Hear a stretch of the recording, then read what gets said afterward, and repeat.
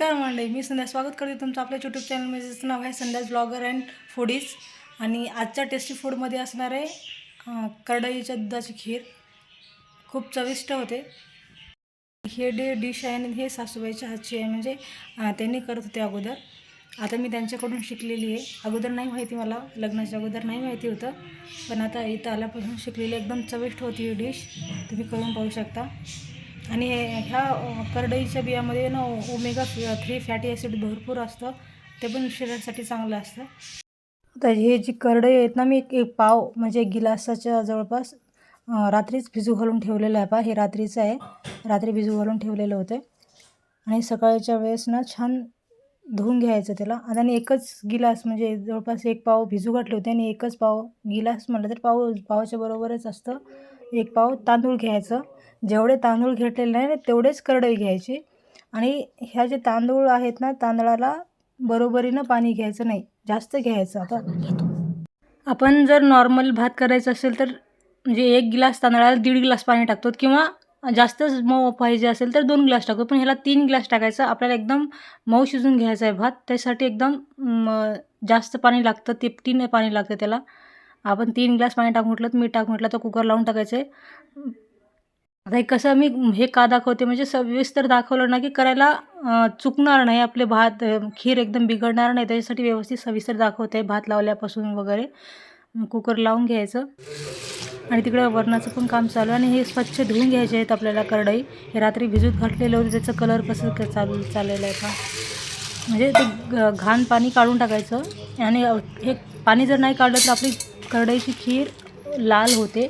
त्या अगोदर स्वच्छ सगळं पाणी काढून टाकायचं, सगळं लाल पडलेलं सगळं वरचं. आणि नंतर मग आपल्याला करडई मिक्सरहून काढायला घ्यायचं आहे. आणि 2 भागात घ्यायचं. एका भागामध्ये जास्त दाटसर म्हणजे दाटल्या जाईल, त्या ह्याच्यामध्ये व्यवस्थित दूध निघणार नाही. 2 भागात काढून घ्यायचं. आणि असं जे ट्रान्सपरंट एकदम पातळ कॉटनचं कपडा असते पहा, त्याच्यासाठी वस्त्रगाळ करायला घ्यायचं.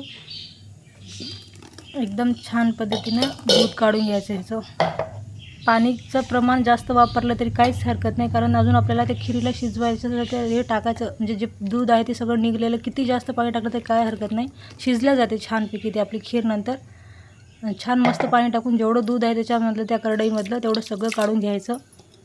आणि पारंपरिक पदार्थ आहे आमच्याकडे हे ना, ह्याच्या दिवशी करतात, काय म्हणतात ते, मिरुग नक्षत्र, म्हणजे मिरुग आहे म्हणतात पाणी, ते मृग नक्षत्राच्या दिवशी करतात. पण त्या दिवशी आम्ही नव्हतं, नाशिकला गेलो होतो. नाशिकहून येताना म्हणजे रनिंगमध्येच होतो, त्या दिवशीच आमची हे होती, इकडं 8 तारीख होती, मृग नक्षत्र होऊन गेलं आमच्या, त्या दिवशी काय करणं झालं नाही.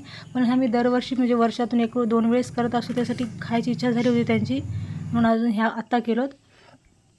आता एवढं भरपूर असं दूध निघालं पहा करडईचं.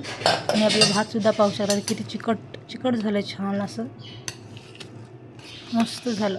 आणि आमच्या इथं मुलाला पण आवडतं, सगळ्यांना आवडतं ते खीर.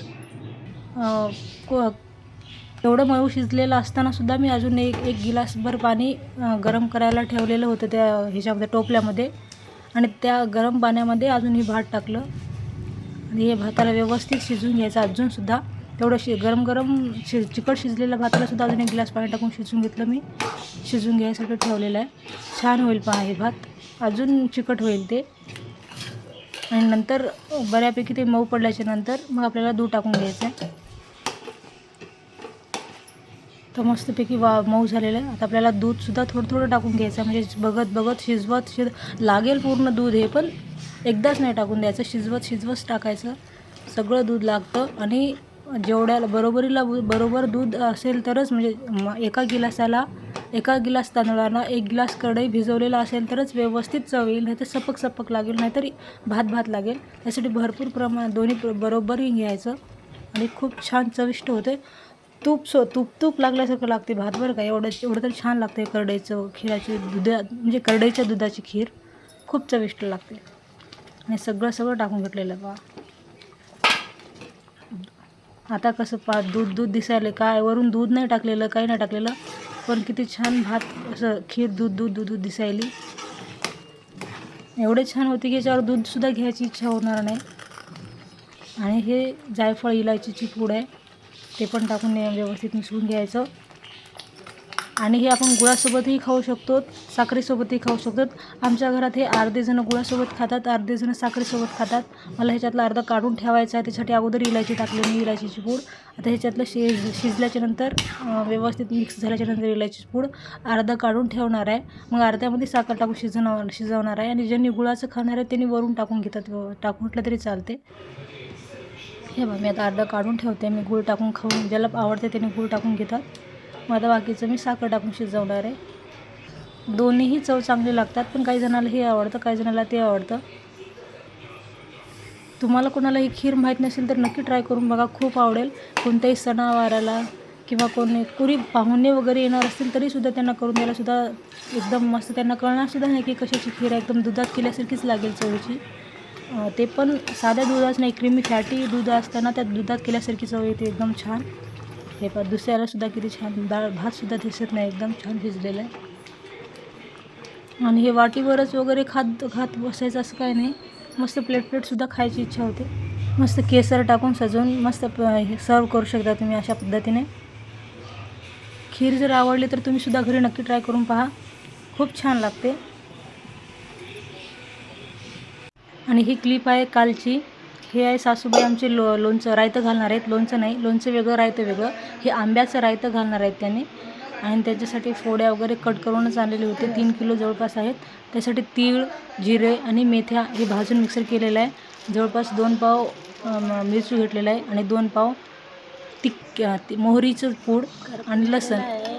आणि हे तेल गरम करून ठेवलेलं आहे. थंड करूनच वापरायचं असं, त्यासाठी लवकर करून ठेवलेलं आहे. आणि ते कॅमेरा फ्रेंडली नाहीत, म्हणजे त्यांना व्हिडिओ वगैरे घेणं नाही आवडत. त्यासाठी मी त्यांना माहीत नाही ते व्हिडिओ असं ट्रायपॉडला लावून ठेवलेलं होतं. त्यांना माहीत नाही मी शूट घेणार आहे ते, नाही तर त्यांनी असंच मी लावून ठेवलेलं होतं कॅमेरा. आणि ते मोठे माणसं कसं लोणचं घालतात किंवा रायतं करतात हे माहिती राहावं, म्हणजे तुम्हालाही आवडेल हे बघायला, म्हणूनच लावून ठेवलेलं आहे.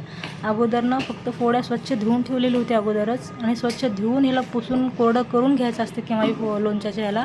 आणि हे सपक लोणचं आहे.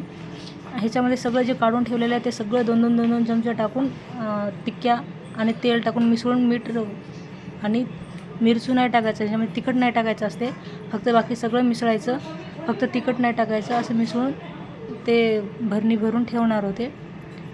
थोडंसं पाणी मिसळलं, थोडंसं तेल आणि बाकी सगळं जे पूड काढून दाखवलेलं होतं तुम्हाला मी काढलेलं, ते बाकी सगळे 2-2 चमचे टाकले. बाकी सगळे हे ह्याच्यासाठी ठेवले, ते तिखट मिरचीसाठी. आणि हे देवासाठी काढलेत पहा.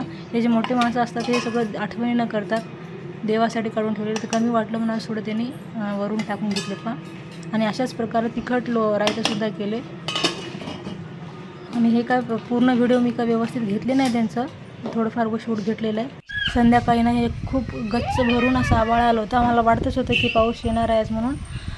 किती असं काळं कुठं आभाळ आलेलं आहे. आणि वारा पण सुटलेलं होतं छान, एवढं छान वाटत होतं गच्चीवर असं स्वच्छ श्वास घ्यायला, तर एवढं छान वाटत होतं ना. थंडगार वारं, थंडगार वातावरण आणि आभाळ आलेलं एवढं छान. ते मधूनच प्रकाश कसे पडत होते, लाल मस्त प्रकाश घरावर पडत होते, खूप छान वाटत होतं. आणि जसं मला तसं संध्याकाळी पाऊस आलाच, खूप छान वाटलं. एवढं दिवसाच्या प्रतीक्षेनंतर लास्टला म्हणजे आज पाऊस आलाच, खूप छान वाटलं बरं का. कारण सगळेजण खूप वाट पाहत आहेत, शेतकरी तर काही सांगताच येत नाही त्यांची तळमळ. छान वाटलं पाऊस आल्यामुळे. आणि आजचा व्हिडिओ कसा वाटला कमेंट करून नक्की सांगा. व्हिडिओ आवडला व्हिडिओला लाईक करा, शेअर करा, सबस्क्राईब करा. पुन्हा भेटू पुढच्या व्हिडिओमध्ये. तोपर्यंत स्वतःची काळजी घ्या. बाय.